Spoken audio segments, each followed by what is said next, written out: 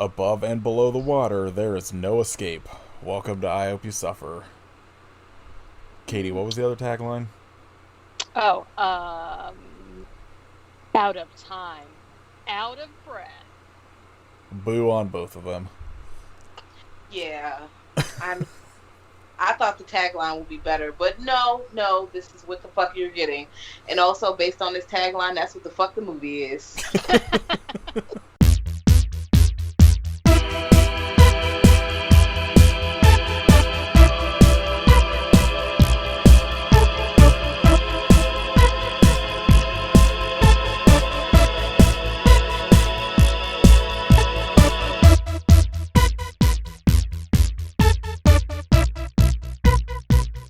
This is episode 148 of I Hope You Suffer. My name is Nathan.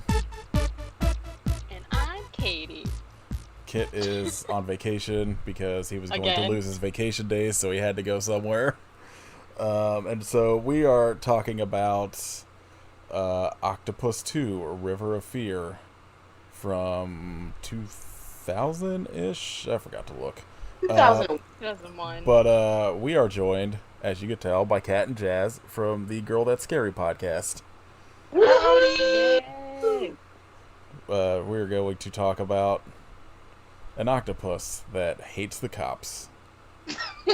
Listen, I sort of stand this octopus, okay? Let's fuck 12. Yep, I was like, I love that this octopus just keeps killing, like, cops throughout this movie, and I was very, like, Katie and I were talking a little bit before you guys jumped on about, I was very disappointed with, like the scene where the octopus gets on the Statue of Liberty, and I was like, yes, more of this, and I was like, oh, this is a dream. Damn it. Yeah, I was at that point I was ready. I was like, okay, here we go. Nope. We don't go. Has anyone seen the first movie of the first Octopus? No, I haven't. Us either. Mm-mm. I started to watch it and then I fell asleep, but that doesn't mean it was boring. I just always fall asleep. I assume it's the same thing, possibly different characters. Like, it's the same fucking person. Creature. Well, as far as I could tell, it looks like it's just a giant octopus attacking a cruise ship, Oh. which I will probably watch. I just didn't get time, but it has a much lower rating than this one. Wow, really? Because this one was 11%. All right. Well, so on Letterboxd, wait, let me see. Maybe I'm wrong. Letterboxd, the first one is a 2. Okay, so this was like an Octopus 2 is a 2.1. So not much different, but It's worse, apparently. Shit. I'm just curious if it's the same octopus, but I doubt it. Because this one got blown the fuck up, like it was Jaws: The Revenge. Listen, like it was 4th of July. They cranked out. It was in the movie. I know, I was like, oh, how patriotic. So if you're one of those people that likes to watch holiday horror movies, you could cue this one up for 4th of July. Yeah, this should just become like every horror podcast should be forced to do this movie in their first year on 4th of July. Like how everyone's just like, well, it's March, better do Leprechaun. This should just be the new 4th of July. Yeah, instead of I Know What You Did Last Summer, as they always do on 4th of July. Oh, I was about to say Independence Day, but Oh, okay. you're right. That's that's what you should do if you do good movies. Yeah. They do good movies. They make better choices. Yeah. Here we are.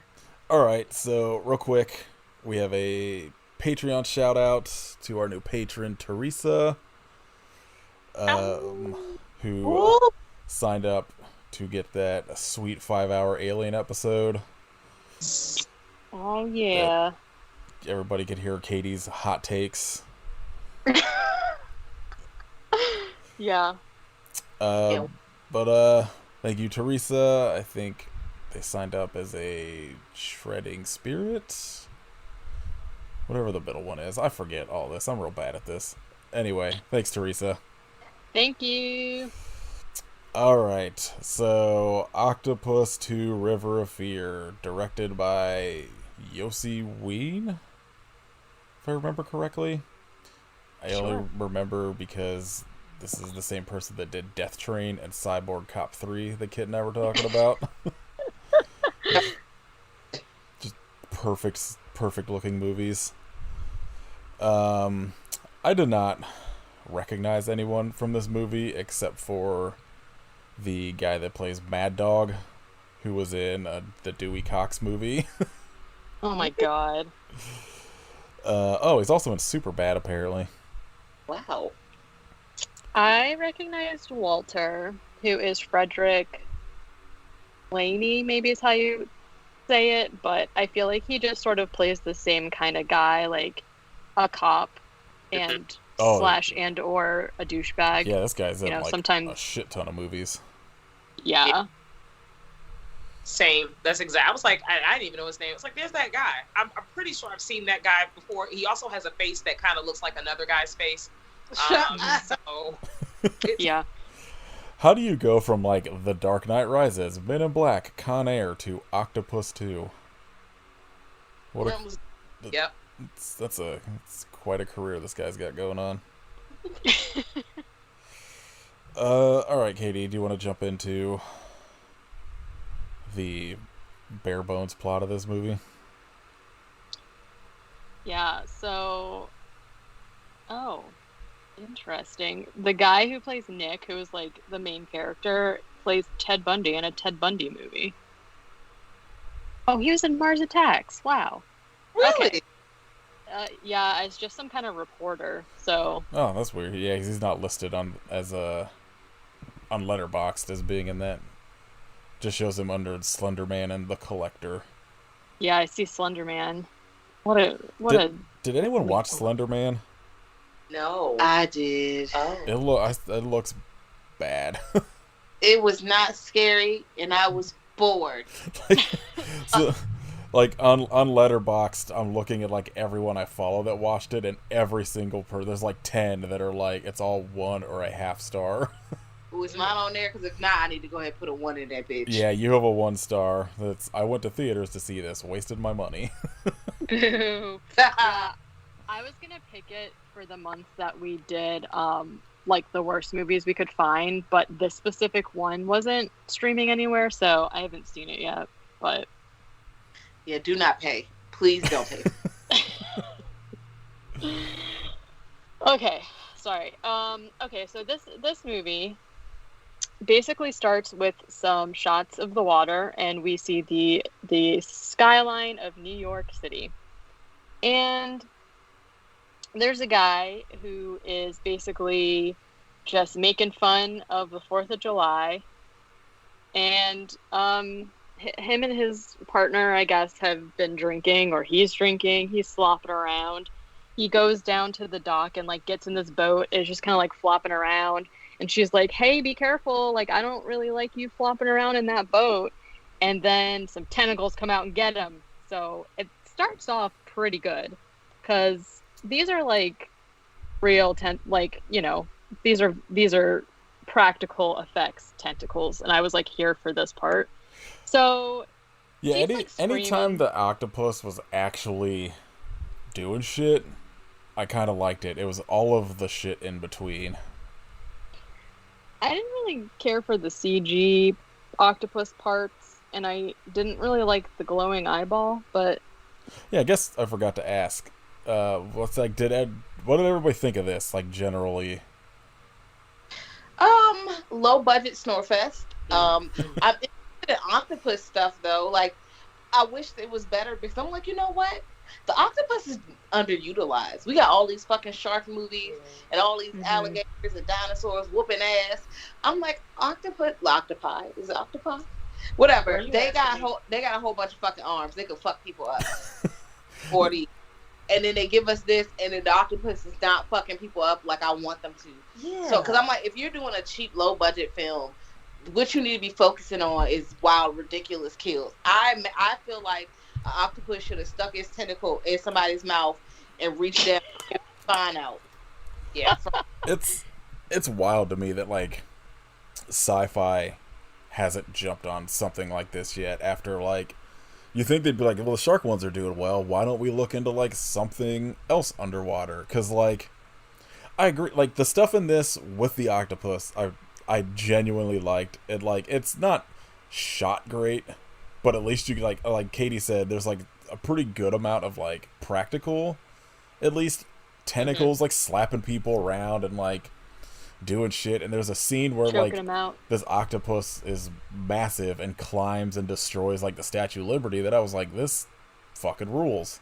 But then it's just the rest of it's basically like a crime procedural that's just like somehow involves the mayor's assistant helping the police, and it's very strange and terrible. Like, I think if this was made like in the last 5 years as opposed to 2001, it probably would have been better.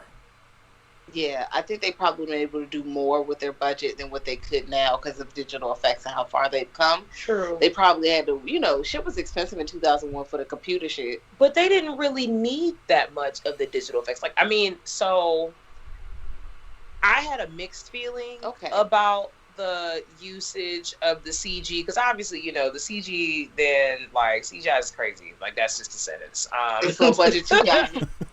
That's just it. And knowing that and going into that and living through that, I'm already like, fuck it, we here. I did like that it was very dark for the most part. So the darkness kind of like distracted you, so you couldn't really tell how shaky like everything could be. I just like it could have had cooler kills. I was bored because I felt like it was too much of a cop show. Same. I was trying to, throw in some monster movie shit. If it had those like random early 2000s gnarly like random ass fucking kills, that would have been fun for me. This would have been literally a movie that would have been perfect to find in the $5 bin at Walmart or something. Yeah, I think like if this would have added maybe like 2 more kind of like octopus attacks, like with the boat that happens kind of in the middle of it, I think it would have evened it out a little more. But it's a lot of shit of just like, number one, I don't know why I never thought of it. I guess they're a real thing, but like harbor police. Yeah, I had no idea. It's like, I can't tell if this is made up for the movie or not, but I'm just gonna assume this is real. But like, it's just it needed a lot less. Like, fine, you're gonna have this cop that's like your like protagonist or whatever. Like, what? Fine, whatever. But like, I don't need to follow him for an hour and 10 minutes of this hour and 30-minute runtime, especially because he's the blandest white man of all time. Listen, no personality. Personality of a salty. I'm extremely interested to see his take on Ted Bundy now, because oh my god. Oh, Tom Savini does the makeup in that movie. Now I'm kind of interested. All right. Okay. Yeah, I agreed with everything that you guys said. Like, there were a lot of points that I thought were really boring. Like, I don't know why we spend so much. Like, it was kind of like they made this movie and it's like not a monster movie at all. It's like except for that, the octopus, they did like embellish on it because they got like this like huge ass like incinerator mouth going on it, and it's huge. Like, octopus can't be huge, right? But like, and it's killing people, but like, it's not, they didn't approach it in my view as like a monster movie. It's more like, I don't like, like, why do we care about this cop? So we spend a lot of time with him and other people, but like his relationship with the other people like doesn't go, there's like no character development for anybody. And it's like, I don't know. I found everybody to be either an asshole or like infuriating. Yeah. So Mad Dog's the only good character this entire movie besides the octopus. Agree. And they're all kind of stupid. Yeah. And then so we'll get into it. I think my problem with like, I feel what you're saying about the CG. Like, yeah, it's 2001. It's gonna look some kind of way, but for me, because I liked their practical effects of the tentacles and stuff so much, and there are scenes where you see parts of the octopus, like where they actually made it, I just feel like maybe the CG wouldn't have been like, maybe this would be more fun and less of like a serious movie if like it was all CG and it was bad the whole time. Yeah. But like it's in this in between place for me where like they tried to make this like a serious real movie, but like they just didn't go all the way. So it's just, I don't know. I need one or the other, I guess. Yeah, okay, so yeah, we're, you know, this guy just gets snatched up into the water. His partner is like screaming, you know, because he's gone, but she just gets grabbed and pulled in also. And they're gone. Goodbye.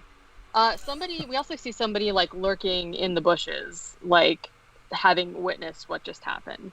So now we switch to a group. I call them scuba cops because, yeah, I had no idea that harbor patrol was a thing. No idea. It's a better name, honestly. Yeah, the scuba cops. Also, what a gross job. This river is disgusting. It's like hazardous to be in there. And I understand that they're wearing like protective stuff, but there's a few times where like Nick, the main scuba cop, like jumps in the water just bare face. He's got the water in his mouth and stuff. It's freaking gross. I can't imagine ever getting in a New York river, even with scuba gear. Disgusting. And I think it's the East River. I was trying so hard because the geography was all over the place, but I was just like, this is gross. East River gives me Anacostia River here, and no, if you're you not fall jumping in there, baby. I feel like you're coming out with like SARS. You are the top. Yeah. So I like Googled. I didn't know if it like what kind of water this was because like obviously there's an octopus. Spoiler: there's an octopus living in there, and it is like a saltwater estuary, but like I guess. I don't know. It's just so polluted that there was like a thing that was like, yeah, you're in danger if you accidentally fall in. Also, don't go swimming. And I was like, okay, it's like one level to be like, don't go. Like we have a lake here. Absolutely, you do not go swimming in it because it's like a bird estuary, but also it's a lake that people have access to. So, you know, people throw shit in there. But then to even say you're in trouble if you accidentally fall in, like, you will not catch me anywhere near the water at all at that point. Listen, you fall in that bitch, you gonna come out like Psycho Gorman. What the fuck? Yeah. Like, honestly, you are the octopus at this point. You mutate. You the main character of your own fucking film. There wasn't an octopus before, but there is now. Because somebody was clumsy. Zooms in. So yeah, the scuba cops basically are so the story here is that we have Nick and who's kind of and Walter. So Walter is like the head unit leader of the scuba cops or whatever, and he has this like Nick guy who is kind of like his second in charge or whatever. So he's letting Nick run this operation, which is essentially that there is a boat they're watching because they think that they're going to be doing some drug busting. And they're also talking about peeing in the water. Sure. Gross. There's worse things than pee in that water, that's for sure. So they go down in the water. We spend a lot of time like watching people scuba diving. And essentially they come up on the boat and Nick starts like reading this guy his rights. And the guy's like, blah, do you know who I am? And he's like, no. And they're like looking around. They dive down under because this guy has like a thing that I don't know anything about fishing, but I guess it like tells you if stuff is under the water or something. And they go down there and check. It's just fish. There's no drugs or anything. And also, it turns out that this guy is a judge. So now, basically, Nick has lost all credibility because he tried to drug bust a judge, and they didn't find any drugs. You didn't even need this because regardless if a fucking, like, cop is like, no, the thing killing these people is an octopus, no one's going to believe you. I don't know why they spent all of this time trying to be like, oh, everyone thinks he's crazy. Listen, I just watched The Mist And as soon as the character in the mist says, "Yeah, it was a tentacle," it was like, "Man, fuck that shit you talk about." Hey, I'm going outside because you lying.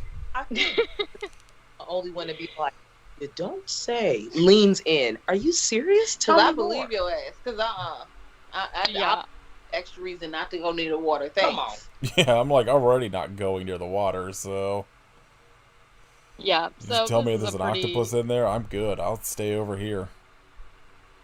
Oh, so my point about the river was that I was I was trying to look up and see if this was a possibility that an octopus could be living in this river or whatever.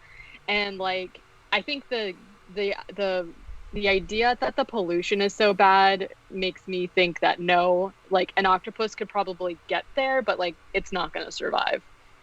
So anyways, um but still, like crazy things happen, right? I don't know. An octopus Yeah, in we did water find just out that like doesn't. there's at least a shark that could live in the river. So Oh, and that one river has like 4 sharks. So listen, nothing in the water is my friend. I'm just, I will leave it alone. It leaves me alone. Like I like it like that. So, yeah. So the guy's a judge.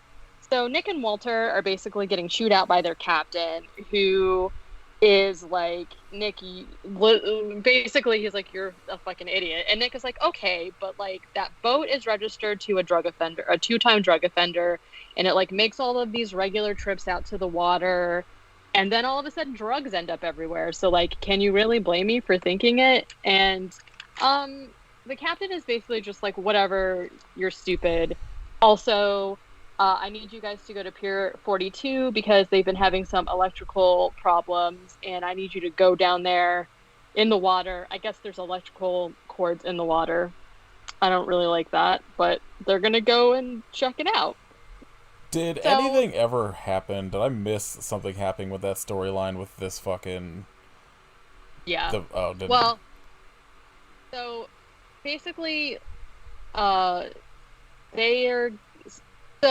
like, okay, let's go check it out. We find out that Walter, who's like the head guy, is going to transfer from being like a scuba cop to just doing like regular cop stuff.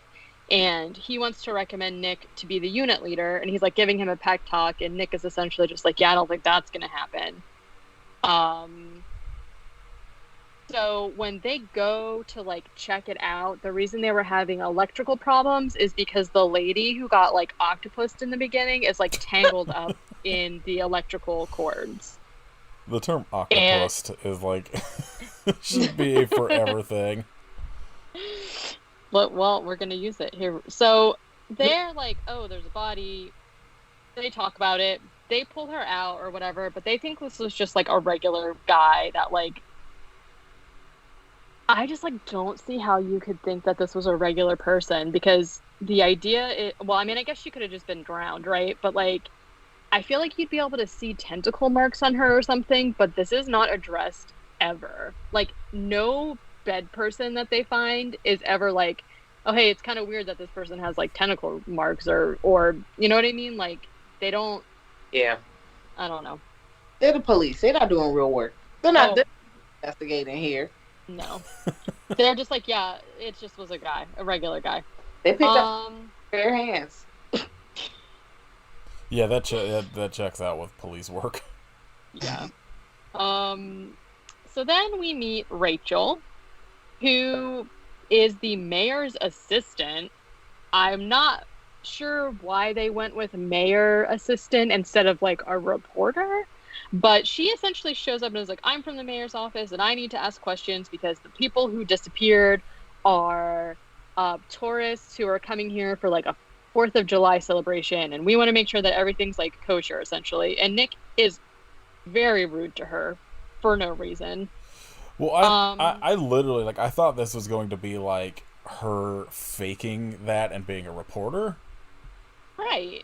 Which I was like, oh, she's really the mayor's assistant? This is bad writing. Weird.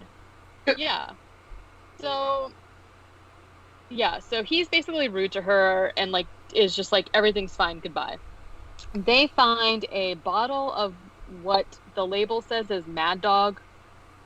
I don't know what it's, some kind of alcohol, I guess. And so they immediately know who was there on the scene. So they go to this, like, I don't know, underground tunnel system. I have no idea what this structure is, but there's basically just like a bunch of displaced people living there. And they go to talk to this one man who asks to be addressed as Francis Albertson Artur de Torio. And he's really proud of his name, but they immediately start calling him Blue Eyes and Mad Dog. Okay. They got a violin player down there and shit. They're living the life. Wait, damn. They had like string lights going on down there. I don't know. Francis is essentially like, no, I didn't see anything. Like, I'm sorry. And Walter, like the piece of shit he is, starts just like destroying Francis's stuff. He like busts his TV, and so Francis is like, okay, I will tell you what I saw, but you're not gonna believe me because it was a sea monster. Okay. And they're just like, and then they leave. This whole scene was a bummer. Yeah, they fucked this whole shit up. I'm like, you know what? All cops are bad. What, you really came in here, like, what is busting his shit up gonna do for you? And also, you still did, he gave you the information you asked for. And you still took the opportunity to be a dickhead. Yeah, you ain't replaced none of his shit. Fuck you. No, like, I was thinking earlier, like, threaten him. Do they tie up that storyline at all? Because, like, they arrest him later, and then I was like, do they ever show that, like, they just let him go, or is he just going to jail? Yeah, no, they don't actually show him, like, being let out, I don't think. Yeah, that checks out. He's going to prison. Yeah, but they do see the octopus, so I'm assuming that maybe he won't go to prison, maybe? He's still going to prison. Okay, never mind. Yeah, I mean, they're probably just like, well, he's already here. Might as well just... So now we switch to a bunch of dudes on a tugboat, and we also see in the distance the octopus breach the water, and the subtitles said explosion. Yeah. So that's how octopuses get out of the water. They explode out of the water. It was making all kinds of weird noises too. They're just kind of chilling, listening to music, as you know, just hanging out. And then the octopus starts busting in the windows and like choking guys out and like wrecking the boat, to the point where it catches on fire and eventually explodes. Nick is concerned. So Nick and Walter get back to the station. The captain has already sent out another team to like deal with the tugboat that just exploded or whatever. And he's like, oh, well, that's not a good sign, I guess. And he opens his locker, and when he does, a bunch of ice and fish come spilling out, because they're having a goof on him. But I just like that both of them are just like, classic. Yeah, boys will be boys. No. So... I feel like all of that ice would have melted into like the person's locker under it too, and I'd be very pissed. Also, right. The room smell like fish now. What the fuck is your problem? This is not sanitary because this and everyone's belongings because you wanted to have a kiki on the clock. So, yeah, he doesn't care. Rachel. We switched to Rachel. Rachel comes in to like talk to the mayor about like mayor stuff. He's watching the news, and we see on the news footage of the boat explosion again. And I'm like, how did we get this footage? Like, nobody knew about this until the boat already exploded. But okay. And the mayor wants Rachel to go down to the scuba cop precinct to like find out what happened with the boat, because he's just like really concerned about things going on in the water. Nick is in his office watching some octopus videos on YouTube, and he goes back to his captain and is like, hey, I think this was an octopus. This guy told us it was an octopus, and I've been researching octopus, and I think it's true.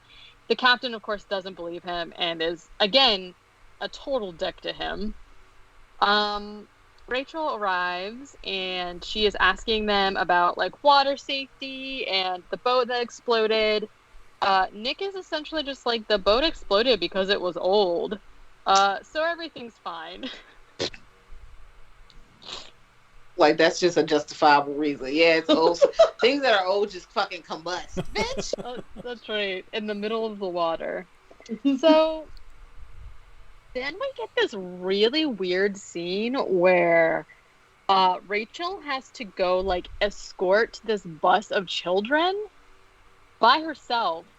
There's a ton of kids. I don't know whose kids these are. Like, where are these kids' parents? It's like I don't know. It's like so weird because they're showing that her like interacting with them and like singing and stuff, but everything is, the voiceover like doesn't match what's happening, and it's just like a really weird.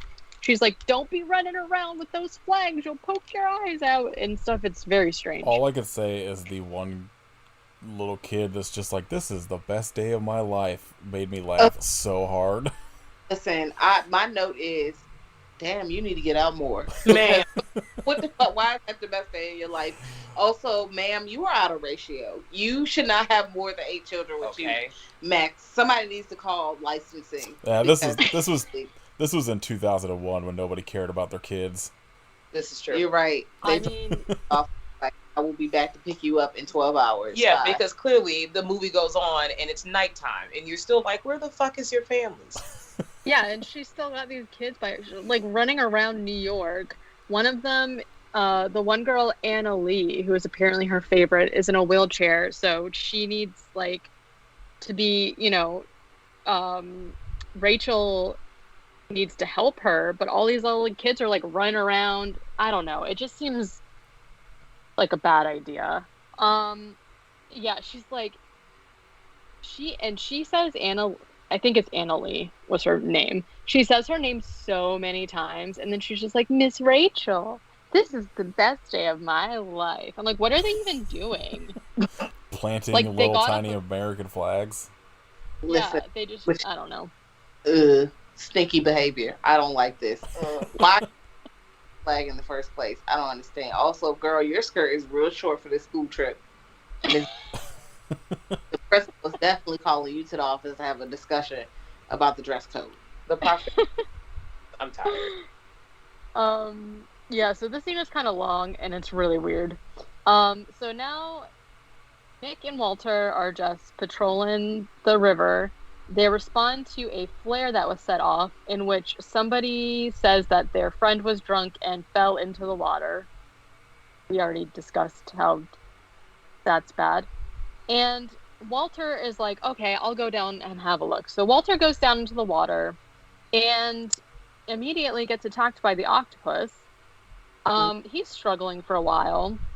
He manages to like rise up underneath the dock, so he's like banging on it, and Nick is just like, that's weird, and just like is kind of staring until Walter literally busts through the floorboards and is like, "Hey, I'm being attacked by a fucking octopus. Could you do something?" So Nick goes down and he gets grabbed. They're struggling. Nick manages to like stab one of the tentacles a few times, and he gets free. All I'm saying is that this octopus has a lot of tentacles, and like I'm not really sure why it only uses one, or one per person. You know what I'm saying? Yeah. Like 2, get both hands. Multitask, please. Yeah, I feel like there's no way. I feel like there's no way you could get away from an octopus, but it's, so he gets free. He like swims up to the dock, and the octopus like rises out of the water and like slaps him and grabs at him and stuff, and he like wriggles himself out.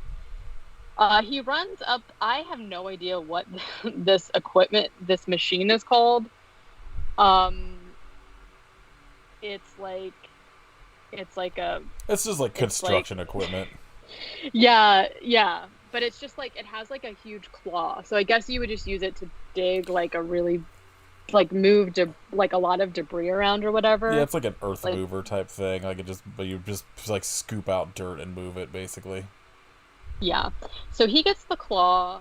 I'm not really sure what was going on here, but he like lowers the claw at the octopus, and the octopus is like grabbing at it. And I don't know what this was supposed to achieve, but the octopus ends up like stopping it from moving, so it short circuits or something. I don't know. I think what his plan was that the octopus grabbed the shovel part of it, and I think he was trying to pull it out of the water, as if the octopus wouldn't just let go. But like, right, and I think it was showing that the octopus is so big that it was too heavy and like just broke the equipment.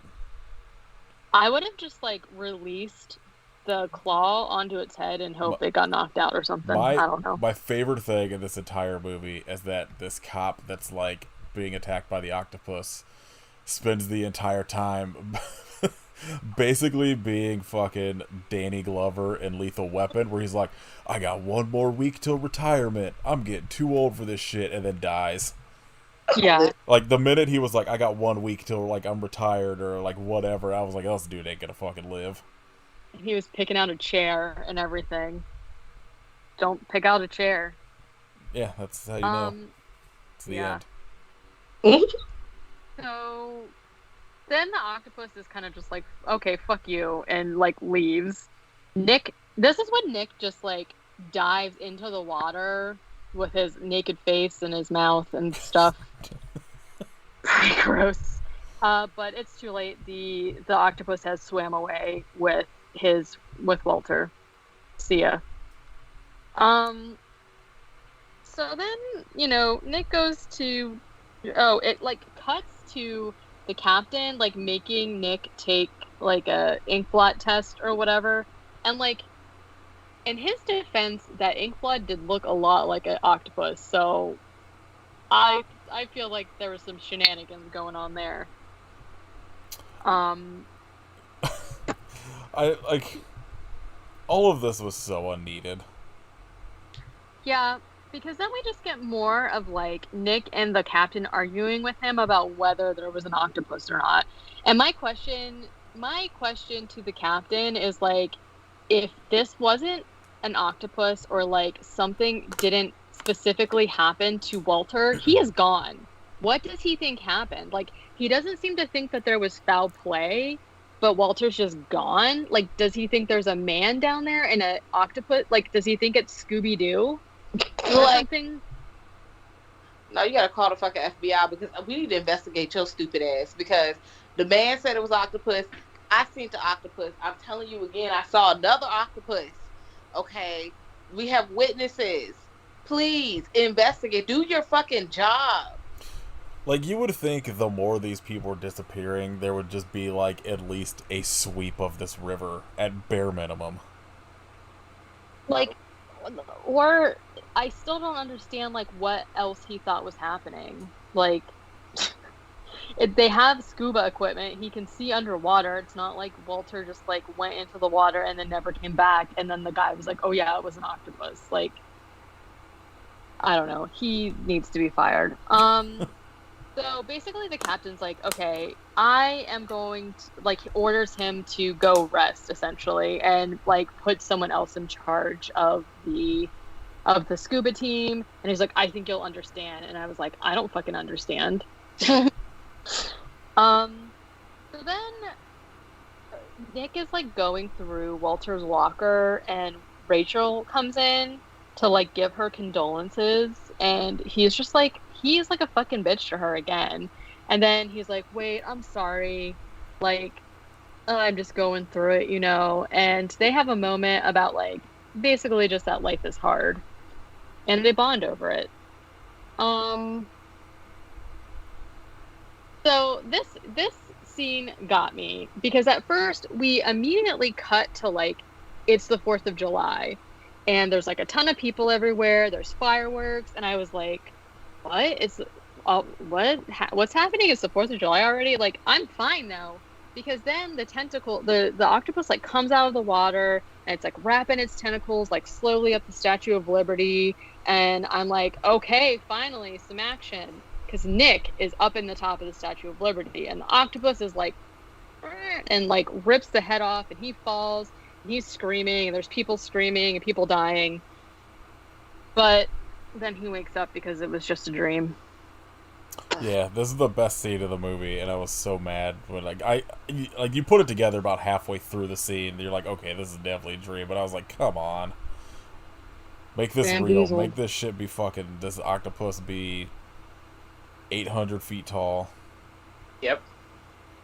That's exactly what the movie needed. Yeah. Like, it needed the octopus to be like, oh, and I be on land. And you just be like, oh, shit. It's like, really, it's on land, it's in the water, it's just doing things you couldn't believe. That's what I wanted to see. I couldn't believe it didn't have any decapitations. Like, you literally could snatch heads off the bodies. That, too. Yeah. Anything. Anything could have just please do fixed something this. except for just So yeah, it was a dream. Bummer. It is not 4th of July yet. There's this other cop named Tony, or scuba cop named Tony, that tells Nick that they have so the lady from the beginning that got octopused, her credit card has been used at a restaurant. So they're going to go investigate because, like, they still think that their murder was, like, an actual person. So they go to investigate, which leads them to this hotel. And inside the hotel room, they find Francis just living it up. And on his person is the lady's purse. And so they arrest him and are immediately thinking that he was the one that did the murders, even though, you know, I promise you that there's no evidence except for that he had her purse. And they have already started calling this person the East River Killer. The octopus. The octopus is the East River Killer. And then we, like, cut to this cop who is investigating what we find out is a treatment plant of some sort. He gets choked out by the octopus. Just a quick little scene there. Nick tells Rachel... Like, Nick goes to Rachel and is just like, hey, I know this is crazy, but, like, there's an octopus. I saw it. It killed my friend. And Rachel's like, okay, well, I'm not saying I don't believe you, but I also just, like, can't go telling the mayor that there's an octopus in the river. So let's just see what happens. And he's like, okay, cool. So now we cut back to the judge from the very beginning. He is back on the boat with his GF, and they, surprise, there were actually drugs happening. Oh, see, I think I just blacked out for half of this movie. Because I don't remember this at all. Yeah, so, yeah, there were drugs. He was right. Meanwhile, Rachel is trying to talk to the mayor about, you know, the octopus, but he is just basically just like, whatever you have to say is not important, go away. So she doesn't get to tell him. She meets up with Nick at the harbor, and I don't know, for some reason they decide that they're going to go into this treatment plant from earlier, and so they find the body, I think. I wasn't really looking at this point, but I think they find the body, but then the octopus starts attacking them and is like, I don't know how the octopus got in there, but it's like flopping around, it's like slapping people. Rachel gets attacked. Nick finally... Oh, also, the area just starts, like, flooding for whatever reason, and they try to escape up a ladder. Nick gets grabbed, and this is the only instance where he actually has a gun and uses the gun to, like, shoot at the tentacles. So they escape. So they're back at the captain's office, and they're basically all on speakerphone with the mayor about how there is indeed an octopus. And, like, Rachel's hair is still dripping wet at this point, and she's like, there's a fucking octopus. And he, like, is still a dick, and, like, the captain still kind of also doesn't believe them, but at this point he's willing to admit that something is happening. Mm-hmm. And I'm like, how many people have to see this octopus? Also, that's why it would have made a lot more sense to me if this girl was, like, a reporter, because then maybe she would be taking pictures of the octopus, but, like, she's not, so she didn't, I guess. I don't know. Everything about, like, all of this is so boring. Like, all of this shit, Yeah. like, that happens basically in between the Statue of Liberty till the end. I was like, oh my god, please just something happen. Yeah. Also, like, Nick wants the mayor's permission to call in the Coast Guard because I guess they have some sort of device that he feels could kill the octopus. He keeps saying it, and I don't know what it is, so he's just like, can we have help? And the mayor's like, no, I'm not going to give you any help, but, like, I just want you to figure it out. Like, don't tell the media, don't tell anybody, but I want you to figure it out. And then Rachel's like, I think I should help. And he's like, okay, I don't care. And just, like, hangs up the phone. And I was like, what? Fuck. Worst mayor ever. Horrible. Honestly. So now it is finally the 4th of July. And we get this, like, news report from probably the worst newscaster I've ever seen in my life. She's like, here I am on this island, and it's going to be so exciting. Here's the river. So, let's see. Nick and Rachel, for whatever reason, talk to this forensic guy who keeps saying in front of them, note to self, this is weird, and stuff like that into his tape recorder. Like, okay. He says a bunch of science stuff, but essentially what they're going to do is try and figure out where the octopus layer is by something I don't understand. And in order to do that, Nick and Rachel have to go back to the treatment plant and get some octopus goo to, like, analyze it so that they can find out deposits and, like, where the deposits are in the water or something. Nick gets a call to go investigate an abandoned boat. We find out that it is the judge's boat. They find the girlfriend, like, hiding in a cab, and she's like, he's gone, they got him, or whatever.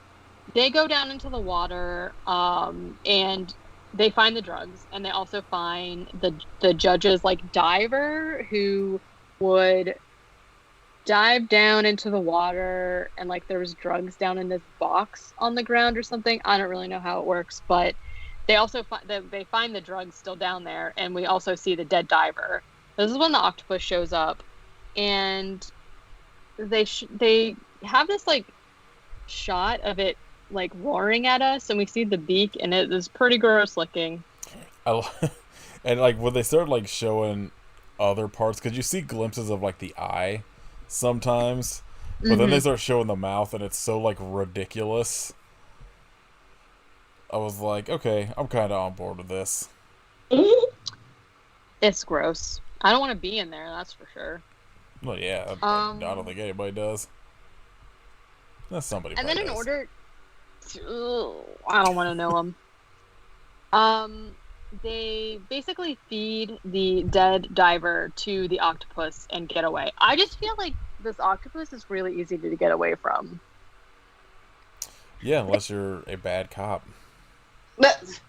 Yeah, he's not that invested. He's like, I don't want to kill you unless you got a badge. Really, you investigate. Let me just give the people smart moves. Not a dumb octopus. Yeah, like, essentially anything the octopus does, like, if he kills somebody that's not a cop, it's sort of just to, like, lure the cops back there. So this is like a reverse vigilante octopus situation. Just put a Punisher skull on this octopus, and there you go. We're good to go. Put it on his bumper. Nick calls the captain and Rachel, and they use some, like, schematics of the lake to figure out, or the river, to figure out, like, where the octopus lair would be. And it turns out that it's right smack dab in the middle of the harbor. What a coincidence. So, yeah. So they call the mayor, and they're like, okay, so, you know, this octopus is definitely in the river, and you need to evacuate the river. And the mayor is kind of like, oh, it's too dangerous to do that, because it would just cause, like, a frenzy or whatever. Okay. Oh yeah, so then, like they say earlier in the movie that 6 million people are coming in for 4th of July. That seems like a lot. Like 6 million more people that don't live in New York City. Yeah, and I mean, I guess the idea is that they think people are gonna like boat in and the whole river is gonna be covered in boats, but like we never actually see that to be true either. Seems like not a great plan. Yeah. Excessive. That's a lot. Everything about this, honestly, that seems way more dangerous than evacuating the fucking river to get the octopus out. I don't know. Yeah. So yeah, he's like, it's too dangerous. You have 5 people on your team. Why don't you just go and kill it? Is essentially what he says. And I'm like, bro, the octopus has killed more than 5 people at this point, just so you know. The captain is not stressed about it at all. He's just kind of like, well, all right, go for it. So Nick and his team are basically going to swim to this spot in the river. And meanwhile, Rachel is back with these children on a bus. We get a long shot of like them singing Old MacDonald or whatever. Why? Yeah. Why so much of this children singing? You gotta get to that hour and a half runtime. Like, truly. I really thought for 2 seconds, the way that the camera kept cutting to the bus driver, that he was going to take the kids out. Like, he was just going to swerve the bus because they wouldn't stop singing. I was disappointed to find out that it was not going to happen. I would have loved that.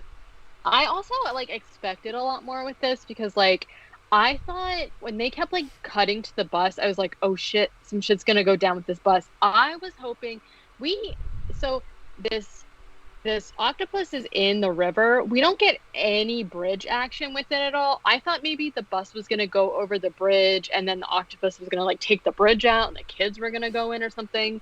None of that happened. No bridge action. Yeah, that would have been super exciting to see, but alas.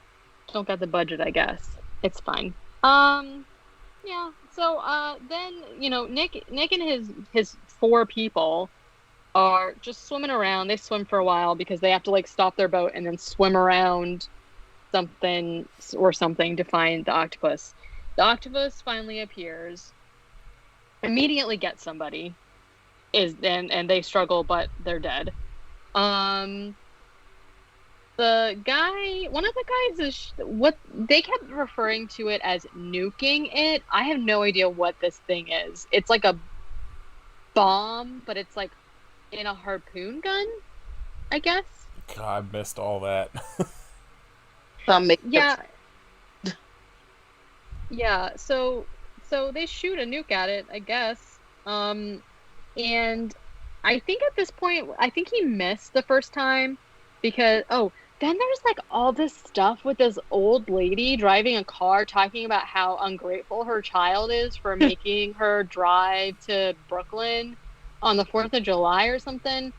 And it's like a whole thing. And so she's driving really slow. The bus driver's getting pissed off because she's driving so slow. And he's got a bus full of kids that won't shut the fuck up. You know what I'm saying? And then they shoot the nuke, but it misses. And it somehow like it like hits the outside of the tunnel. But instead of like crumbling and immediately filling with water, it just sort of like some of it crumbles and there's like a little bit of water, but essentially what happens is a bunch of car accidents like around the bus and the kids are all screaming and stuff. Then like the guy that shot the bomb like gets grabbed, I guess, and him and Nick surface, so they're the only 2 left at this point. I guess the other people are all dead.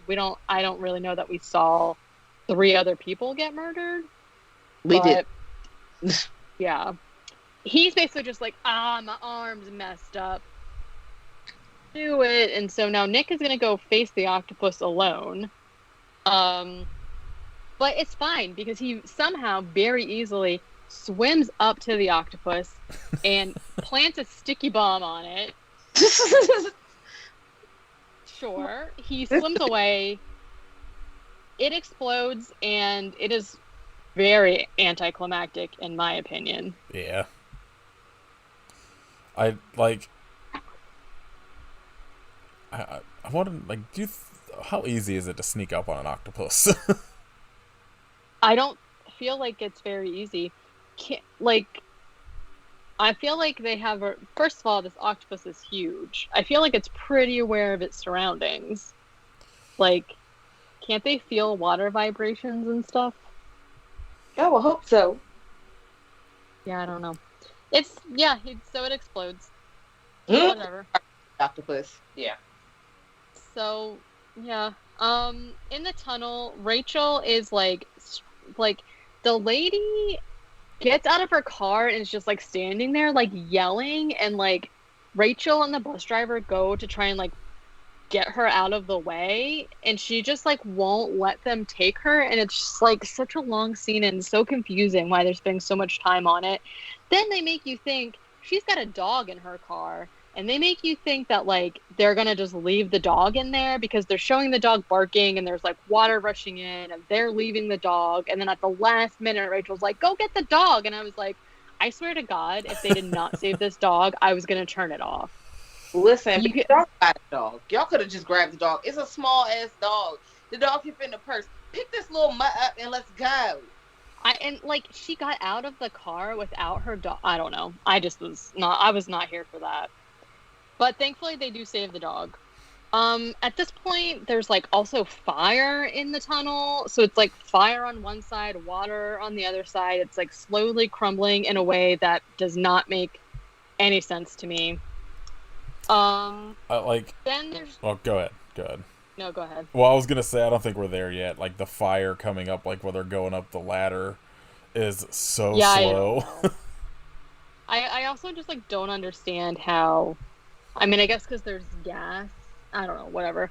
So there's like a conversation between the captain. He's talking to the mayor, and really the only reason that this happens is because we find out that the captain believes in Nick now. Because Nick called him and was like, hey, guess what, bitch? The drugs were real. The octopus is real. And the captain's like, okay. Like, all right. I wish that's how that phone call went. I think he said something like, I have some good news and bad news. The good news is I was right. The bad news is I was right. I was like, okay. So Nick somehow gets into the tunnel. I don't know how. And immediately has the bus driver take the old lady and the dog. They have to go underneath this like hole in the wall to a ladder that they can climb up and reach the top level, like the ground. I don't the whole like spatial like situation with all of this made no sense to me. And then so they're gone, even though I feel like the adults should have stayed to help with the kids, but it's fine. So essentially, like, they make all the kids get back in the bus because there's like explosions and stuff, and then Nick's like, okay, give me the kids. So he's gotta like carry the kids through the water underneath this thing, and then they have to go under the water and climb up this ladder. And I was like, this is so much. So this takes forever. Like, basically, everybody is like up on the ladder. Nick takes Anna Leah or whatever her name was, and she's got to like hold on to his, like around his neck, and he's got to just like climb up the ladder with her on his back. And there's like this kid in front of Rachel that is like just going slow as molasses, and she's like, come on, let's go, because there's like water filling up in the tunnel, but also fire on top of the water, and the water is like the fire's like exploding or whatever. So like there's a moment where you think maybe Nick isn't gonna make it, but Nick and all the kids, everybody's safe. They make it up to the top. There's fireworks going off, and Rachel's like, this is one hell of a 4th of July or some shit, and Nick goes, land of the free, home of the sea monster. Oof. Terrible line. Lame. She's like, I hope it's a dead monster. And he's like, yeah, for sure. But then the octopus is alive, and it's like, "Rah!" and it like rises really fast out of the water. But then he just like shoots it in the face, and it explodes for real. Again, pretty anticlimactic. Everybody cheers, there's fireworks, and America is saved. The end. Boo. Yep, agreed. Like this movie has like potential. The poster looks cool. There's at least a cool scene in it, and they just like fumbled it so badly. It just made it really boring. Yeah, it wasn't like fun. Yeah. All right. Thankfully that's over with, and I could never think about this movie again. Like, I don't know. I don't know if I even want to go back and watch the first one, especially since people keep saying it's much worse. Ooh, you know what?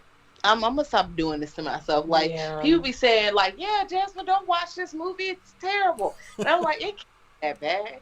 Let me just hit play one time. And then I hit play, and I'm like, why did I do this? This movie feels like it's happening. I get sucked into like underwater movies very easily, where I'm like, a shark in Venice, I'm in, and then I'm like, this was horrible. Why did I think this was gonna be good? Oh, Venice. Yeah, and I feel like any of the situations where, in my personal opinion, if you want to watch any dumbass movie that we watch and tell you not to watch, and you feel like you still need to watch it, like, that's cool. In my experience, whenever someone's been like, this movie is shitty, and I'm like, I'm just gonna watch it anyway, the amount of times that I am surprised by a movie and it's actually enjoyable are very slim. Yep, you're right. So I don't know. I agree with you though. Like, anytime, I think the thing that we get duped on is that, like, the idea of a creature underwater killing people is already so scary because it's just like a real thing that happens. So I feel like anytime I'm like, ooh, this will probably be creepy and good, it's like literally only because of that, and then the movie doesn't even have to try. You know what I mean? Yeah. And so then it's just like, nah. Somebody make a good octopus movie, please. And I feel like it should be so easy because octopus are so smart. You know what I mean? And it's like both of the movies that we just watched, Octopus 2 and Aquarium of the Dead, were like the main like killing thing was an octopus. They just like were not done very well, and I feel like it shouldn't be that hard.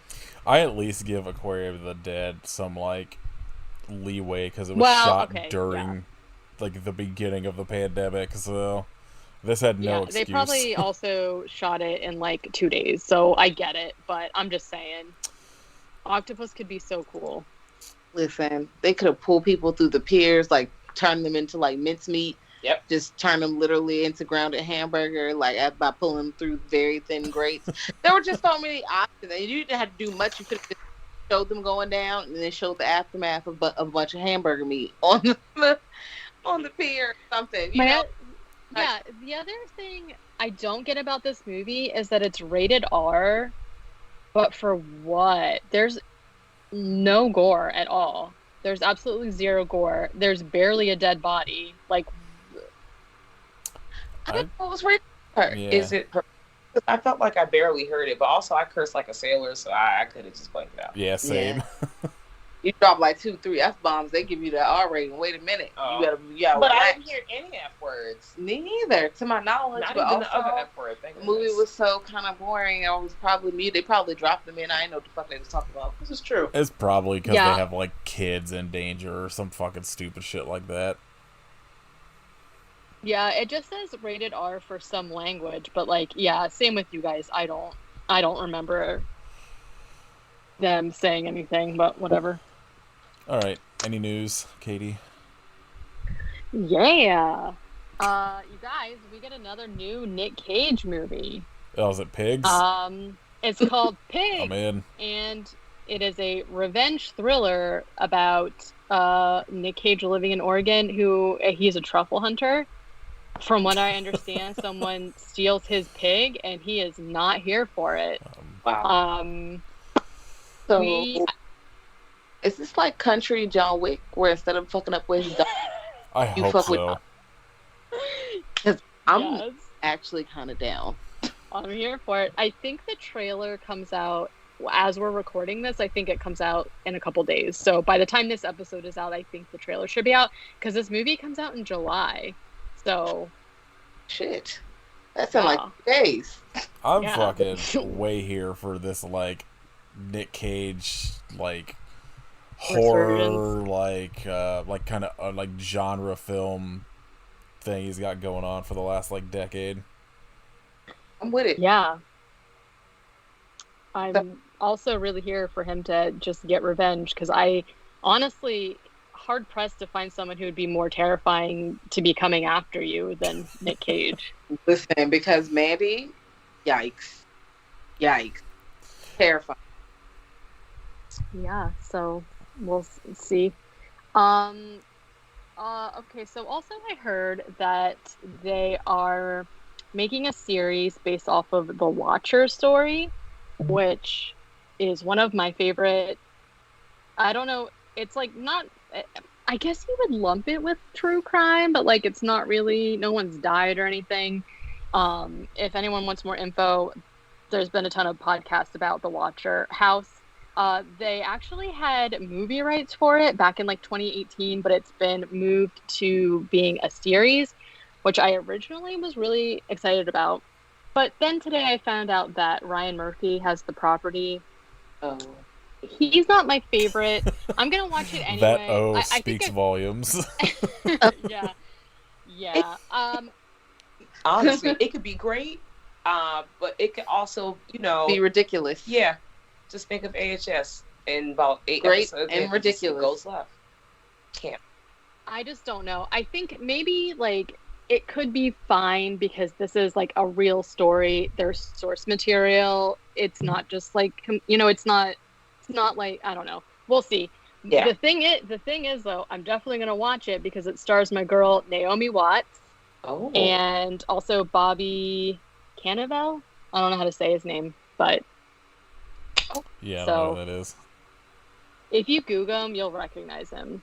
And then the other thing that I saw is, I guess Kevin Smith is the showrunner of a Masters of the Universe reboot. Yeah, where you been? Animated series. I haven't seen anything. I guess I also but listened to Kevin Smith's podcast, so he's been talking about it for like 2 years. Yeah, you're in love with him. But it looks really cool. I guess it, is going to be there's going to be an homage to a bunch of like horror stuff, and so that's pretty cool. The first half of the series is going to premiere on Netflix July 23rd. So I don't know. I feel like July is going to be banging. Sounds like it. Yeah, I mean, all the shit they got like pushed back from last year is all going to be coming out. Like, I'm interested to see what like September, October looks like. Well, I know October is going to be really good for games. Not that you care about it, but we're like in the middle of E3, and Nintendo did their Direct today, and there's a bunch of stuff coming out in October that's going to be really good, as well as they remastered the last Fatal Frame game that came out like for the Wii U forever ago, but it's going to be for the Switch. So I'm really excited because I feel like more people are going to have access to it because I recommended Fatal Frame back. Was it April that we did like all the Japanese horror movies? Yeah, I think so. And they're not really super accessible because a lot of them are like, you have to buy it for PS2 and it sells online for like $60 or whatever. But this is just going to be like straight up coming out on the Switch. So more people will have access to it. So, and then there's like a couple other sort of horror-esque games that are going to be coming out. So it'll be good for games. I don't know. All right. What everybody watch this week? You got Kat and Jazz. You watch anything good lately? Well, I've been watching a lot of things because it's summertime. I'm checked out of school. So I'm watching horror movies and staying up late and going to school like a zombie. But I recently watched The Final Destination and Final Destination 5 because I'd seen the first three and not the rest of them. That was a ride. I'm glad that I bought all 5 movies for like $10 to $15 on one set. Because if I would have paid for The Final Destination, I would have had to fight someone. Because, excuse me, fuck you. I also watched a lot of ridiculous shit. Rawhead Rex. Movie rules. That movie is literally Goro's cousin who don't got no hands and a bad wig. Oh my gosh. Yeah, he gets summoned in his whooping. And he got on a tight ass vest too. Oh. Yeah, that's him. He's whooping people's ass. That was a good time. I'm trying to think because I rewatched a lot of movies. Yeah. I didn't watch anything new for real. Yeah, I'm trying to see I kind of want to rewatch Army of Dead because what was the Army of whatever the new Army of Dead thing? Oh yeah, Army of the Dead. Whatever, girl. That's how I feel about the title in the movie. But I want to to relive the shenanigans because I took a nap in the middle and then came back when the tiger was getting busy and I was like, oh, this is the best part. So you really don't miss anything in the middle. Okay, great. So I slept at the best time because that tiger was getting the fuck busy. I ain't never seen no dead tiger move like that in my life. So very enjoyable. And then, like Jess said, I've just been rewatching all the Final Destinations. It's been a lot of rewatches for us. Yeah, I watched Amsterdam. Oh, it's so good. Caveat and Braid. I did not see Caveat yet, but I will definitely be tuning in because the bunny looks weird. Yeah, it looks weird. I still don't know what the fuck I watched, so I'm gonna have to try again. Oh.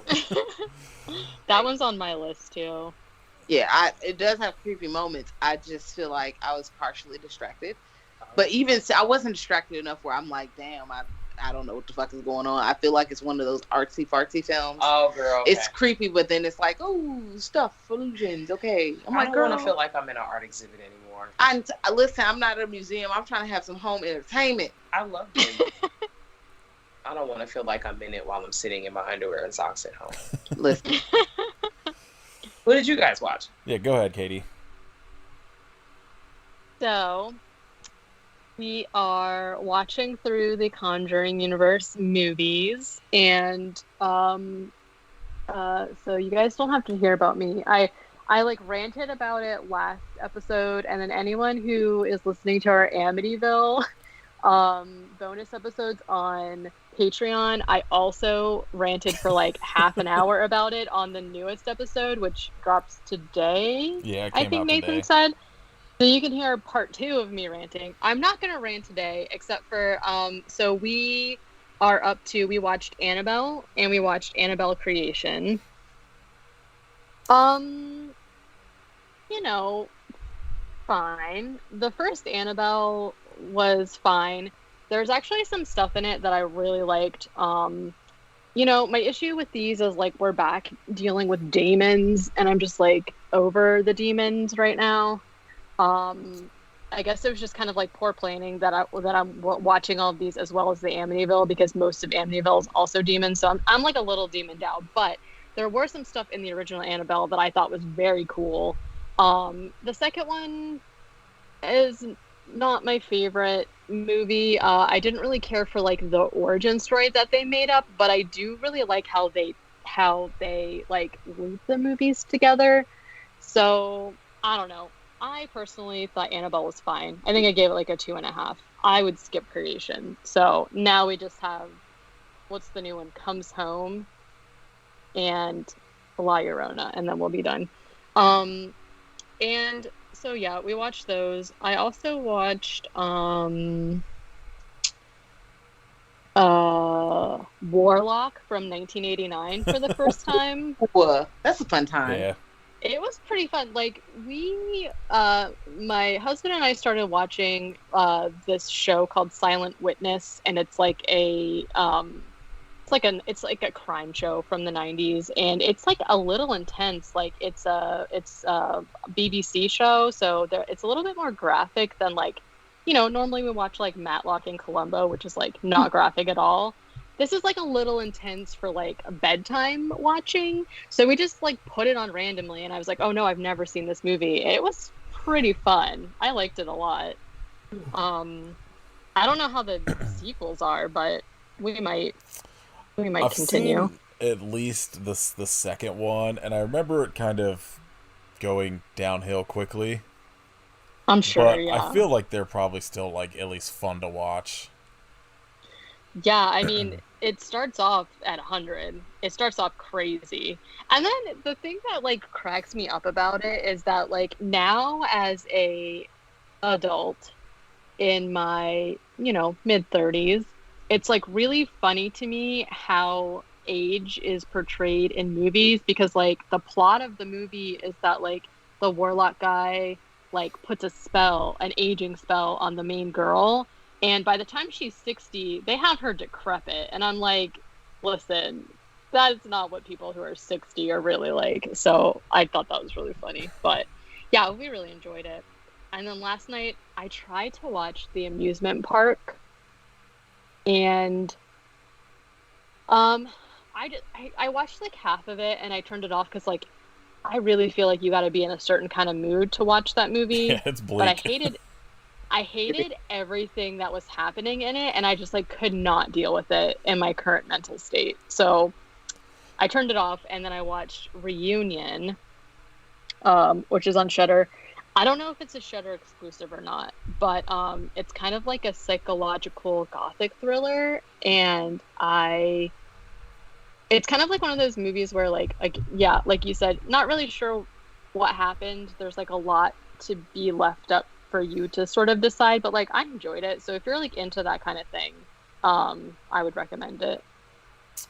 Yeah, I think the only thing that wasn't June-sploitation stuff that I watched was The Amusement Park, and I liked it. It's pretty bleak, but I'm a George Romero stan, so I was in. It was like I don't think it's something that people need to watch. It feels very like if you're a completist, because it's only like 50-something minutes, and it's like just like a little curiosity kind of thing, but I liked it. It's just bleak. The intro when the guy's like, "Don't you want to go outside?" and he's like, "No."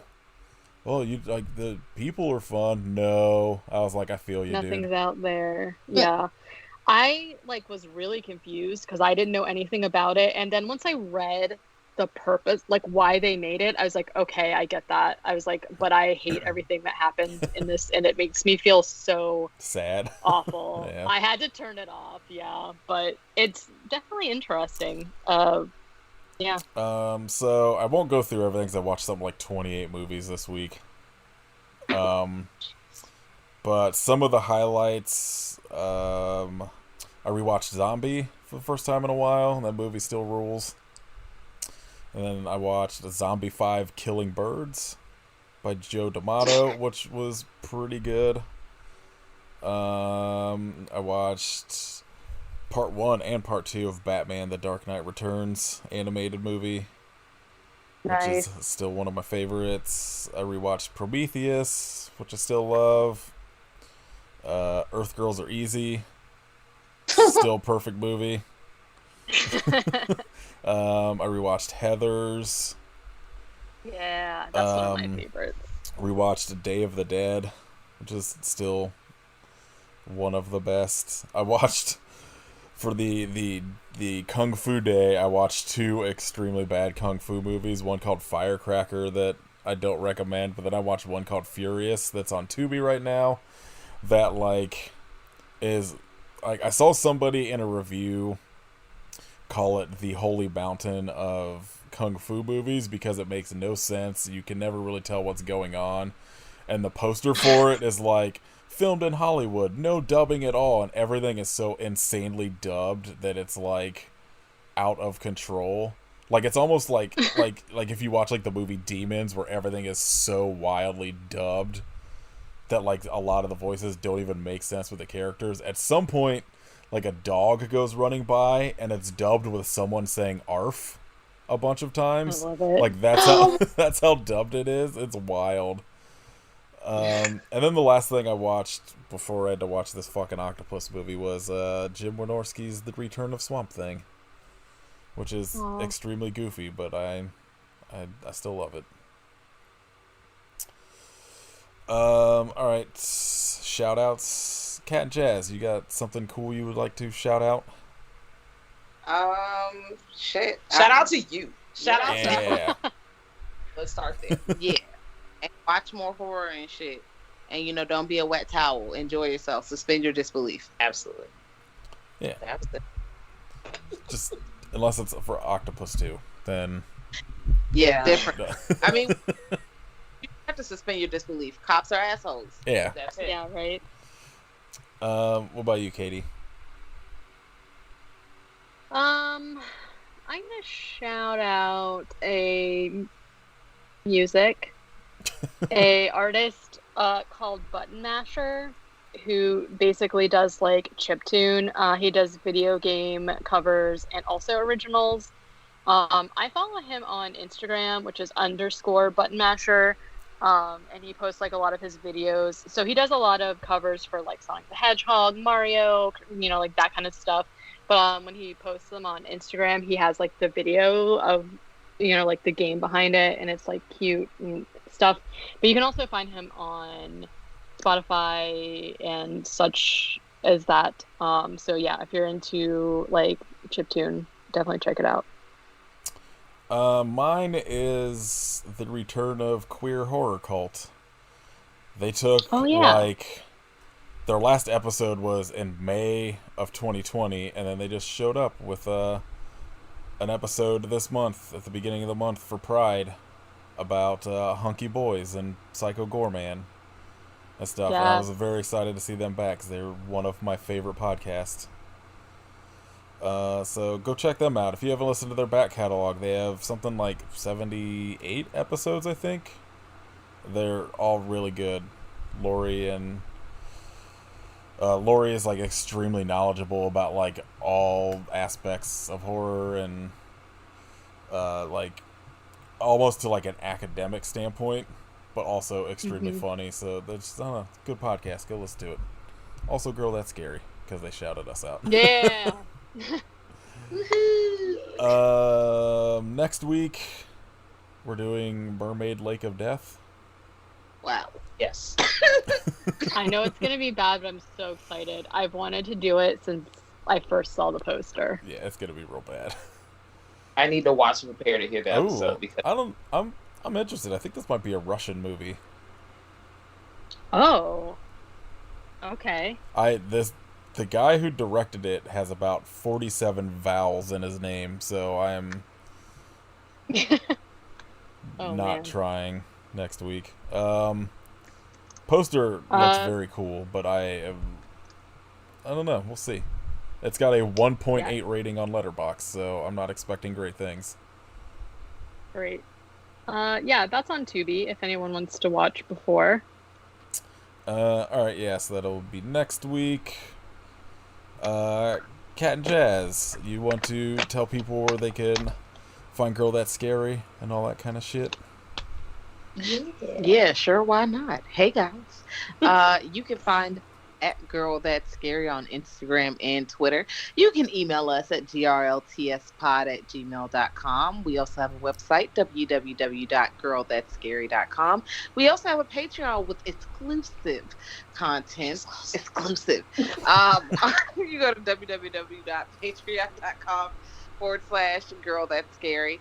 And, just hit us up. Just follow us and shit. We be out here trying to have a good time. Yep. It's summer. When y'all hear this, I am out of fucking school. I need a break. Yeah, so I said this last year. You guys came on for one of our awesome Zombie Shark movies. Yeah, that I look back fondly on the time when we did the 2 months of sharks because we made the choice to do non-shark aquatic movies, and they're not holding up as much, I think. But still, every day coming at us with all of the content. You guys are always on there doing crazy stuff, and like I said before, it's just like so refreshing to see you guys on there because it's just like, I don't know, there's a lot of like horror content that I see where it's like just sort of like people having to give their like opinion on it's like reporting news. People are just like out there reporting news and it's kind of stale, but you guys are just always out there like telling your truth and like just having fun, and it's just like refreshing to see on the timeline. Can you explain Clubhouse? Oh yeah. All right. So Clubhouse is this app where you get. Remember the hotline from the 1990s? It's a party line, y'all. It's pretty much a fucking smartphone. So what you do is you log in. You might need to get invited or join a club or whatever. If you need an invite, let us know. Yeah, I got some invites too because I be on there. But you can like make a club, start a room, and you can like, yeah, we're talking about these kind of movies. And there's a horror club with a lot of people. They make horror rooms. You can go in there and they're just chit chatting. So when you first join the room, if nobody knows you, you pop up in the audience and you're just in the audience listening. And so usually with small rooms, if they're doing general topics, if you're there long enough, they'll invite you to speak. If you want to come up on stage, and then you could just meet people and start chit chatting with people. Because I've met a lot of people that because I'm inside, I'm not going outside. I'm sorry, I'm not really. It's gonna be a rare occasion where I'm going outside. I'm gonna meet the people on the internet. I'm sorry, it's safe. That's fair.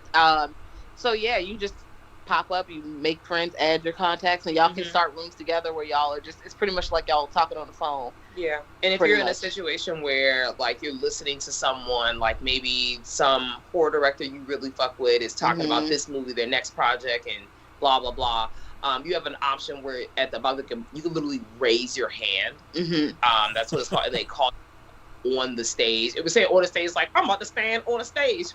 But you're the main group of people that are not have permission, but you're allowed to speak, so it's not everybody talking at one time. People usually keep their mics off. They're trying to be polite. A Zoom call without the video. Yeah, essentially. And it's fun. I know some people are like, I would like for people who were on it when it first dropped in the middle of the pandemic. Messy. It was and messy. They're like, Lord, but I actually like that, we're able to chit chat and learn more, especially like Barbara Crampton had, like, she was on a whole rack of fucking like Clubhouse chats. Yeah. And I just thought that was cool because I can just sit and listen to her talk about anything. whatever. Or I meet people who worked on real movies. They be like, yeah, I did the sound for this. I'm like, what the fuck are you doing at Clubhouse? No. You got to talk to Rusty Cundiff. That was really fucking cool. That was awesome. Sometimes you might pull up on a director and they be on there. They like to talk about their work, man. It's a good time. Yeah, the creators are hosts and they be on there all the Jed time. stay on there. All the time. Join the horror. It's a really big ass group. Join Afro Horror. That's who I need to shout out. Horror in Color. Join the GCS hotline in the horror room. You will get all the horror rooms if you join those main clubs. Yeah. Yeah. That's Clubhouse. Man, I feel so old. I know. Well, okay, because if y'all want to get invited, we can put y'all on the Clubhouse. I've like looked into it where but I'm also like, I work at night and I go in while everybody starts doing all that shit. And I'm like, I'm at work anytime any of this shit's going off. So I'm just like, I don't need another thing. Like, we be up at 5 o'clock in the morning. They be up all night. yeah, because I see it's 24 you hours. guys like. Yeah, I see you guys like promote it all the time, and then sometimes you'll do like polls on like what movies you're going to be talking about or whatever. So yeah, I don't know technology either, but it sounds very cool. And then for the watch alongs, like it literally party line. It's like we all on the phone. All right, y'all, we hitting play right now. Let's go. Boom. And we're watching a movie at the same time. We're just making comments like we all sit on the couch together watching a movie. So, every Wednesday we be watching a movie. It'll probably be more now that I'm home for the summer. Yeah. So I'll probably do 2 a week because I'm just going to be watching shit, but definitely Wednesdays. Yeah, that sounds super fun. So. Yeah, I was going to say, like, I subscribe to 4 Patreon accounts, and one of them is Girl That's Scary. I recommend it. Good content coming from Cat and Jazz. We're patiently that USB so we can hopefully this week. moving moving was extremely hectic, so I'm trying to we basically put all of our boxes into our spare bedroom that we are slowly trying to get through. So I'm trying to get to them so I can get them out. Moving. Yep. Moving is the worst. I do not recommend it. Sure is. All right, you can join our Patreon at patreon.com/IAPSufferPodcast. Like Katie mentioned earlier, while we're recording this, our episode on the second 4 Amityville movies came out. They were all not great. Unsurprising. But one of them is about a dollhouse, so there you go. You can buy shirts at storefrontier.com/IHopeYouSuffer. Yeah, just I Hope You Suffer. Leave us a ratings and review on iTunes. Follow us on Instagram at I Hope You Suffer Podcast. You can follow Kit at Hidden Kitstery and Katie at Werewolf Face. Go follow Katie's TikTok. You can listen to my other podcast, Nate K Movie Club. Go listen to Girl That's Scary. They got 1 million episodes. I think the one that was out right now is on Rec, right? Yes. I've watched those movies. It's so long. I need to do a rewatch of those. Yeah, I haven't either. They're a good time. Let me tell you. I've seen is it Rec or Quarantine that is the one that's in the airport? Quarantine, the second one. Okay. Because I remember at one point I watched, I think, the first 3 Recs and then whatever was available of Quarantine at the time, and they all kind of blurred together a little bit. And now I saw something today that there's a 4th one, so now I need to watch the 4th Rec. Yep. There's definitely a 4th one, and I'm very interested to see how our present polls will by the time everyone listens to this. Obviously, the poll is gone. But it was just like, do you want to see something else go to the franchise? Everyone immediately. No. Yeah, no. It'll just be demon zombies. Yes. So I'll, hold tight. We'll see what happens. Yeah. Go listen to Girl That's Scary. They're the best. Thank you for coming back on and replacing Kit for a week. Yes, thank you. Thanks for having Yeah. us. We'll do this again sometime in less span of a year. Alright. I hope you suffer, but why? I hope you are an octopus who kills cops. Yeah, same.